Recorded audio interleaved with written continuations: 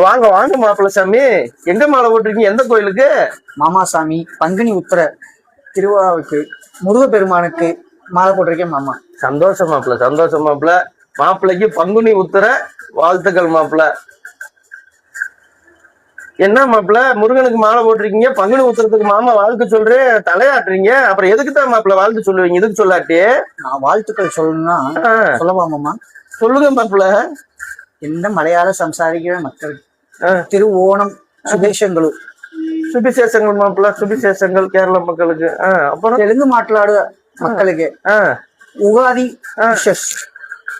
உகாதி விசேஷ மாப்பிள்ள, தெலுங்கு மக்களுக்கு விசேஷ மாப்பிள்ள. வேற இந்த கன்னட மக்களுக்கு அந்தரிக தசரா உகாதி கன்னட மக்களுக்கு விசேஷ மாப்பிள்ள. ஏன் மாப்பிள்ள நீங்க கேரளா, கர்நாடகா, ஆந்திரா 3 மக்களுக்கு வாழ்த்து சொன்னீங்க, மாமாவும் சேர்ந்து வாழ்த்து சொன்னேன். தமிழக மக்களுக்கு மாமா வாழ்த்து சொல்லட்டுங்களா? தமிழக மக்கள் அனைவருக்கும் தீபாவளி வாழ்த்துக்கள் மாப்பிள்ள. தமிழக மக்கள் அனைவருக்கும் பொங்கல் திருநாள் வாழ்த்துக்கள் மாப்பிள்ள.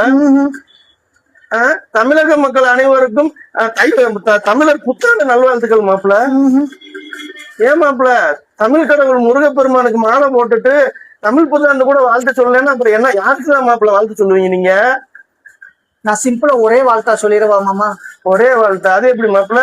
அனைவருக்கும் விடுமுறை தின நல்வாழ்த்துக்கள். வாழ்த்துக்கள் மாப்பிள்ள.